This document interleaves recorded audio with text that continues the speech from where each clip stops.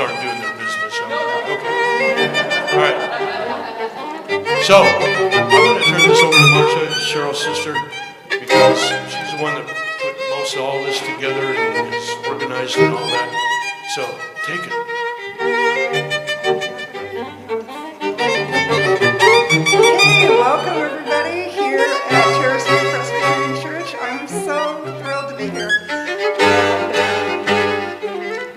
It's just a special thing for me. For some of you don't know, I'm Cheryl's sister. I'm her sister. That's my life. And so, welcome to all Cheryl's friends that are watching this on YouTube. Some of you may recognize me from seeing me on YouTube. Okay, and Cheryl was born on August 25th, 3:39 a.m., weighing 7 pounds 10 ounces at Doctor's Hospital. Doctor's Hospital is a clue. Remember this for later, okay? At 12 months, she was talking spontaneously, walking alone, and was potty trained. She had a pretty usual family life. But before, I have to tell you, our mom was an elementary school teacher.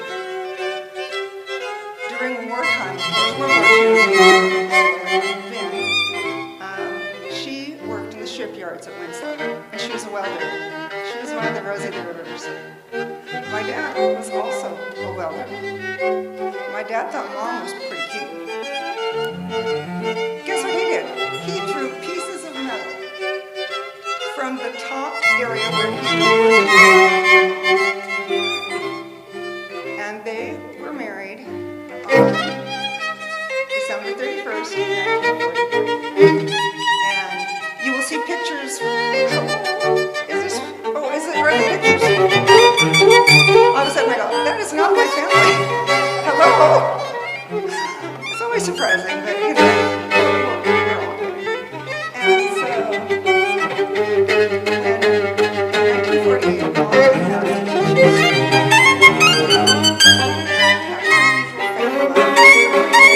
our dad, gotta say Al, was working for the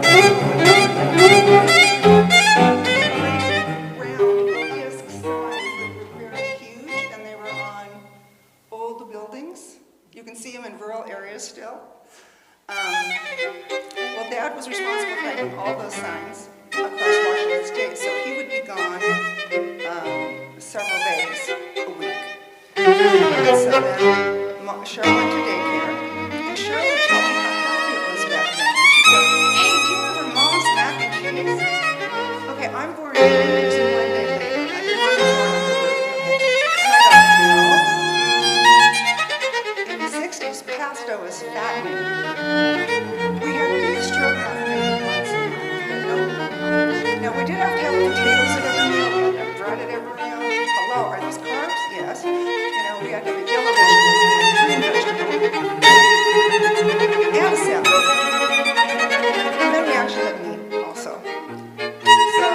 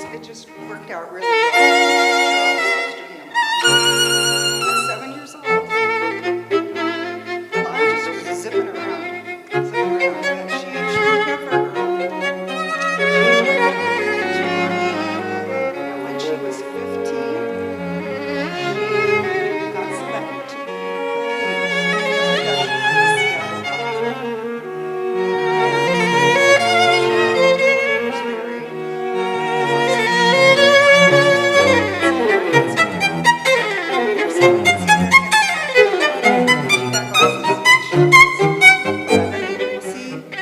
in some of the pictures, she's got these glasses on. And so she couldn't, it was a period piece. And so she couldn't be on stage with glasses.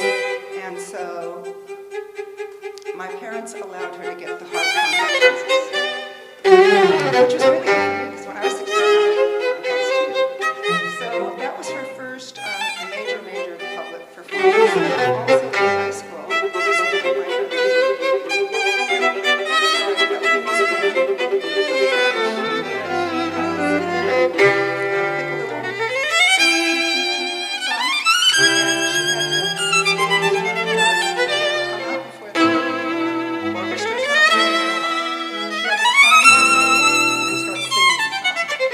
Perfect every time.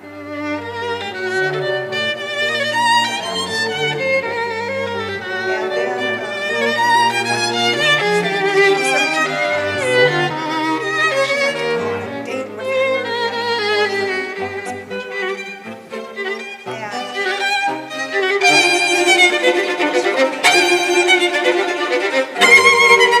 and we went to a real restaurant with the many forks and stuff.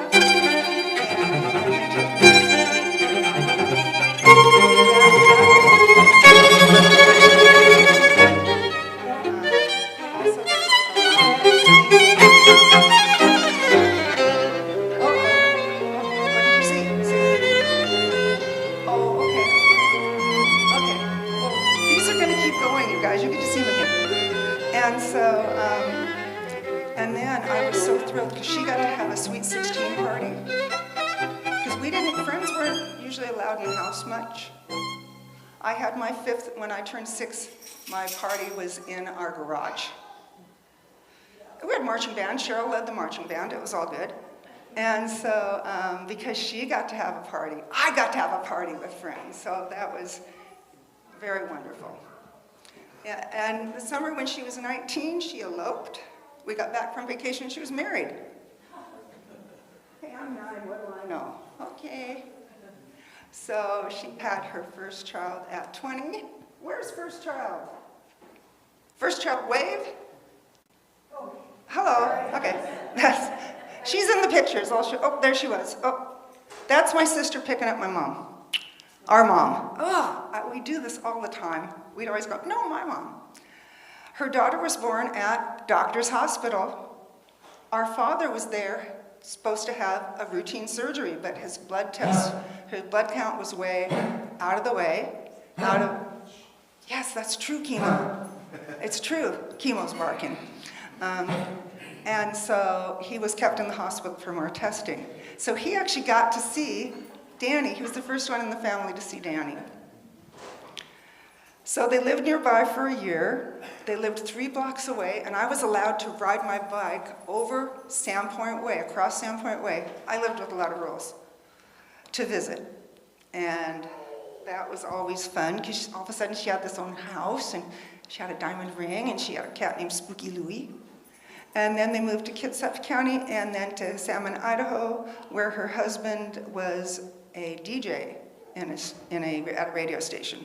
Eventually, our mom helped them by buying the neighbor's house that was 3 telephone poles up the street from the family home. In 1971, our father died of lymphoma and small cell squamous cell lung cancer. And so 2 months after that, her son Arthur was born. There, see, good kid. He knows I'm going to have to do it. So then, a few years later, the marriage was dissolved, and Cheryl was very busy from 79 on, being a single parent and raising 2 kids. She would work for the phone company as a telephone operator. And it was funny, because she could, one time, her ex-boyfriend's sister called up, and she was, excuse me, this is an odd question, but are you Craig's sister? That was just so funny. And but she would work 50 hours a week just to make sure her kids had everything they needed. And one thing nice about it being, the house being 3 telephones poles up, Danny could always come down the street and see Grandma and me. So in 1986, she met Irv at Short. Irv is her husband. I think everybody that's here should know who Irv is, right? Okay, Irv, raise your hand. No, it's okay. Everybody knows who Irv is. So, and Arthur was taking music lessons there. Well, they started dating, and on May 6, 1988, they had a wedding. Well, what happened on the 5th of May, we kidnapped her from church. I know. But Danny and I kidnapped her from church and took her out for a bachelorette day before her wedding. Arthur had made a cassette tape with the Mr. Ed theme song and different TV theme songs on cassette tape. It's still somewhere. And, okay, Cheryl's 41, I'm 31, and my niece is 21. We ended up in Kent, down by Meeker's Landing, at some place, a bar or something. We're dancing away, you know, and then somebody's dancing with Cheryl, somebody's dancing with me, somebody's dancing with Danny, and then all the guys came and sat at the table with us, right? And we're talking away, and all of a sudden Danny goes, "Mom," and the guy goes, "That's your mom? I was dancing with your mom." So that was pretty amazing. Unfortunately, in the mid-'80s, our mom acquired, had dementia, and ended up being Alzheimer's. And so Cheryl took over, she moved into the family home in like 1985 and took care of our mom. And then I'd come over on the weekend and be respite care. And so I was in charge on the wedding day. I said, "Cheryl, my gift to you is I'm gonna take Mom. I will be with Mom. You don't have to worry about Mom." So I said, "Okay, now we have to be really quiet because Cheryl's gonna come down the aisle because she's gonna get married to Irv." And so that worked out really well. And then we went to the reception, and there's some kind of tradition with people dancing with moms, because the reception was at a hotel on 45th and 5th on the other side of the freeway from the University District. And these two college guys, they crashed the wedding. And they ended up dancing with our mom, and she was having a blast. You know, so, I don't know. So that's what worked. Irv was playing in several bands, and I'd go with Cheryl to see the band. And then I started working at Virginia Mason in 1989. And then I worked in human resources. And I wasn't on the employment team then, but I said, "Danny, there's this neat job. You need to come," I don't know where she is, but "you need to come work here." And so she started working at Virginia Mason. In 1990, our mom's health got so bad that we could not keep her at home, and we had to put her in a memory care place. And so, but before that, in 1989, at Virginia Mason, and until 2017, we had a group of employees that would get together on their lunch breaks, not nursing staff, you know, but the people that could be away from patients. And we'd get together and we'd go through the hospital floors and sing. We also had a group that would sing in the evening, because maybe they worked day shift, so they wanted to contribute, you know, give back. And in 1899, she brought our mom to sing. And Mom was just with it enough that she could remember the words to the songs. Now, Mom did not have the gift of a beautiful singing voice like my sister, but it was the last time she could do that. And so then in 1990, when Cheryl came to work at Virginia Mason and started out at the Inn at Virginia Mason, which is the hotel that we have attached to the hospital for patients that need longer stays.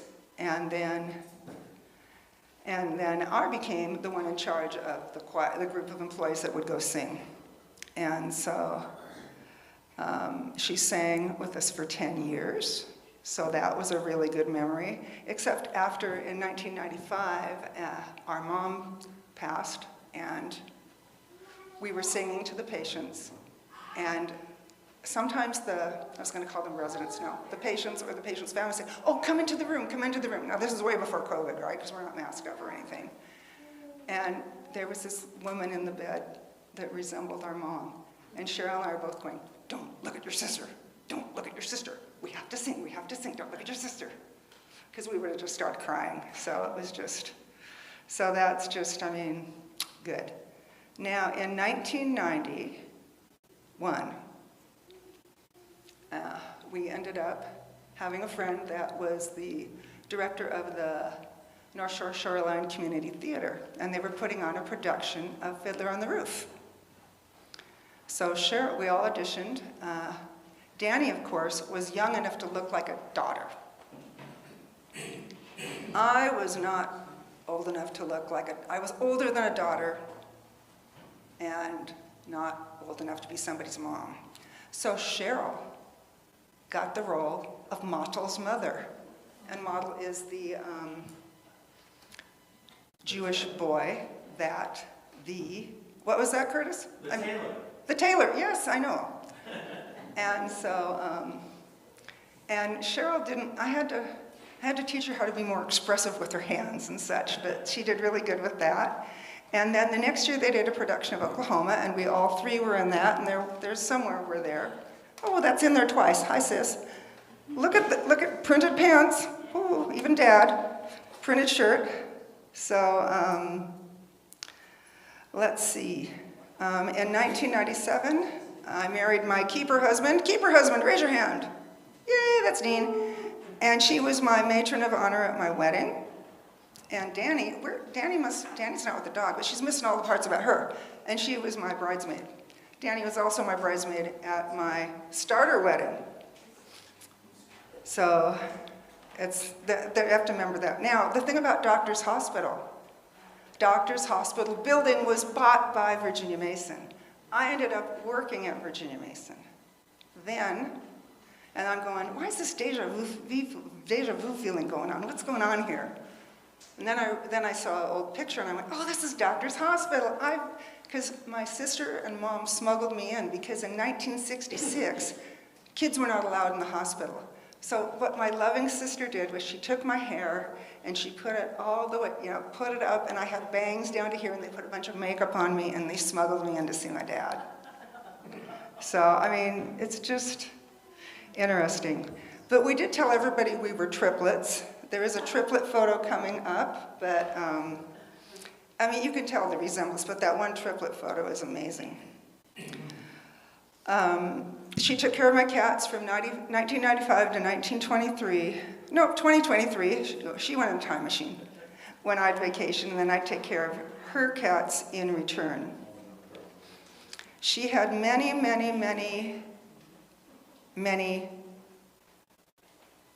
what do you call it? Travels, interesting travels. There were many, after her wedding, they had a honeymoon in Cannon Beach. There were many trips to our forest in Idaho. It's in northern central Idaho, bordering the Nez Perce Forest, or Hideo, as grandson Brandon named it. In summer of 1999 to 2000, they went on a mission trip to Cake, Alaska. They did it in 99 and 2000, not a whole year, with the Native American Presbyterian Church up there.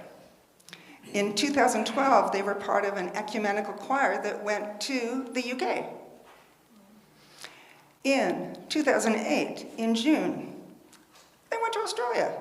Oh, just, 80 billion hours on a plane. I don't know, I can't think about that. And and then as soon as they got done, Irv and Cheryl went to Phoenix because he was playing in a gig for his best friend's wedding. Saxophone, not didgeridoo. Saxophone, okay. Then in 2018, they went to Europe. They did a Munich Danube River cruise. And then when the cruise was over, there was another trip by the UW, and they did France. I mean, the whole, amazing. Oh my gosh. Yes, okay, there we go. Let's see. Okay, I'm gonna, since I can't see what time it is. Oh, there it is, okay. In 2015, oh, wait. In 1995, in July, the first grandchild was born, and that was Brandon. Hey, Brandon, I know he's watching in Colorado right now. Hi, Brandon. Okay. You know, we're such a shy family, can you tell?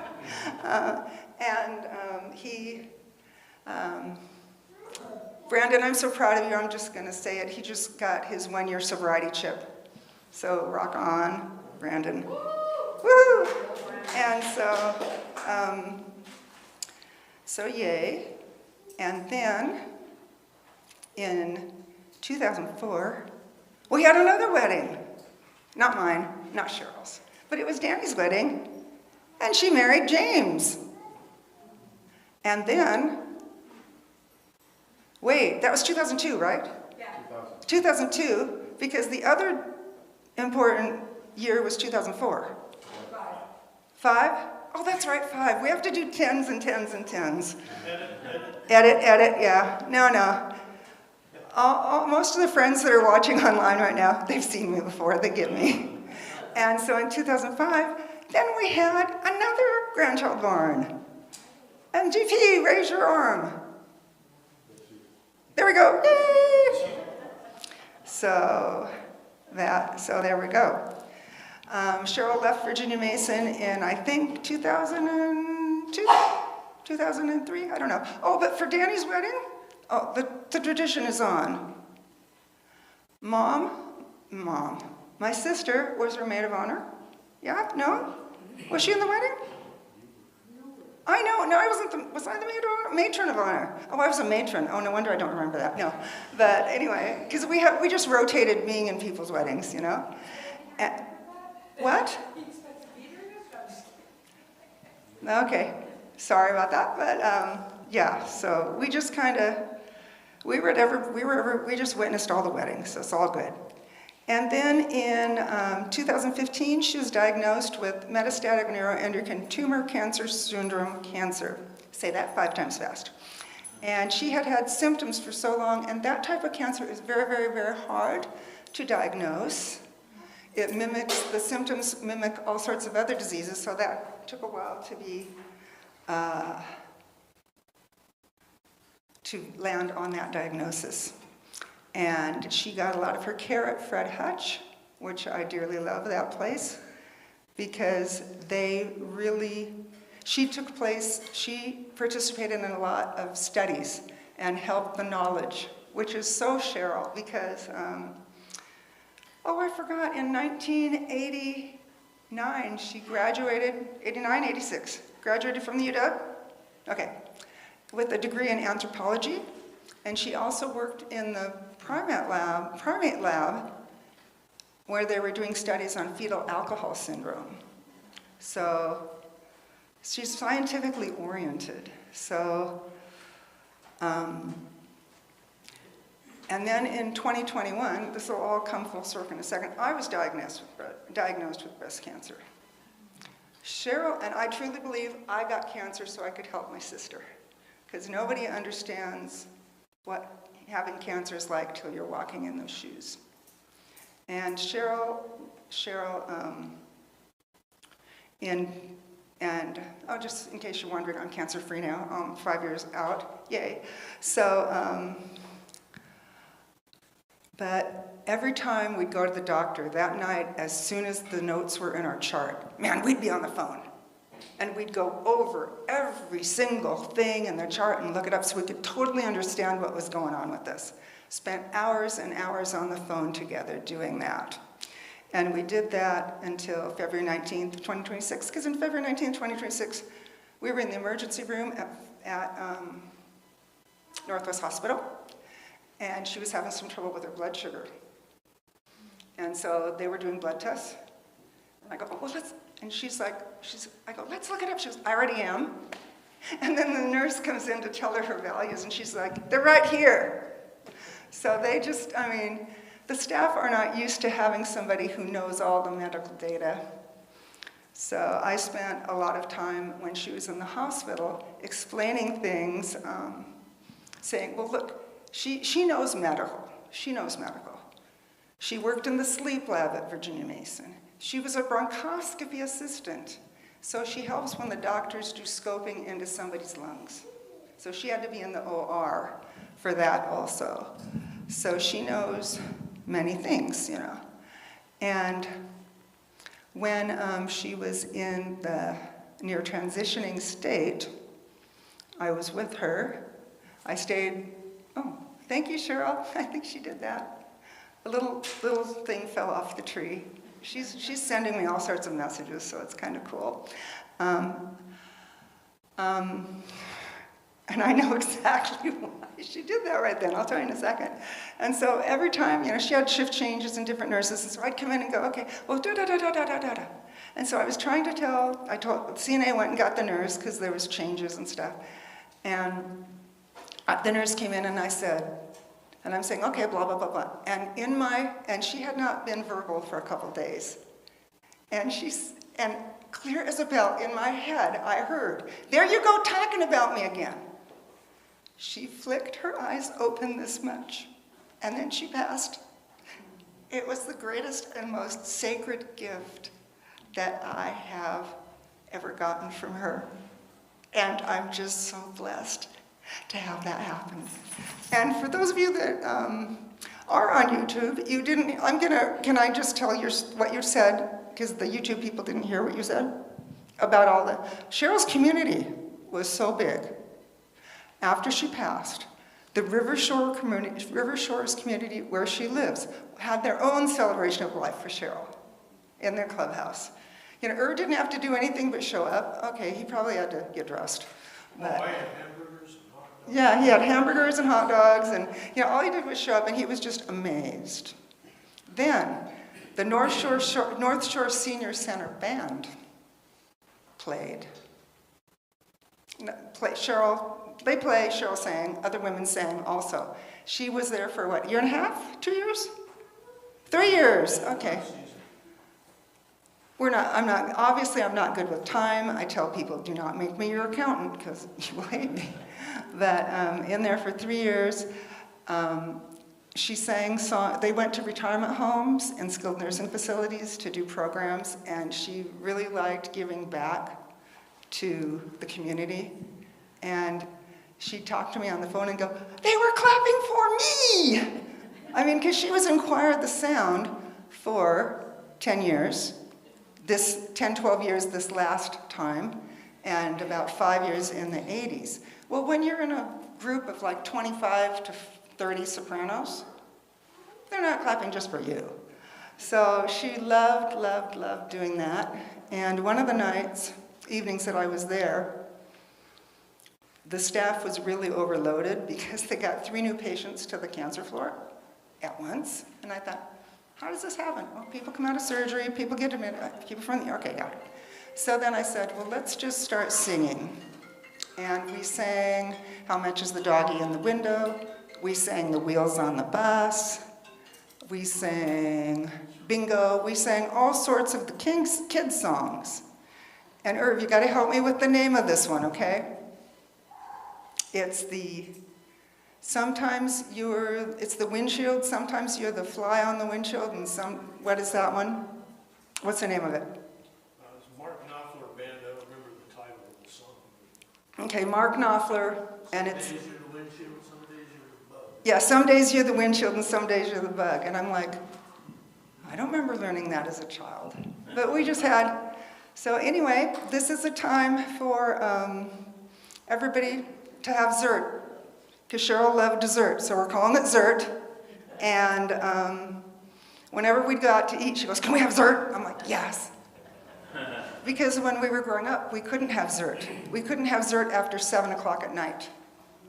Grew up with rules. So enjoy the dessert, talk to everybody, or don't talk to everybody, but it's all good.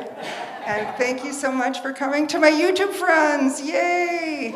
Take care, and I'll see you at a class soon. Oh, what's the last thing? This one has helped a lot with all of this stuff. She had another great idea.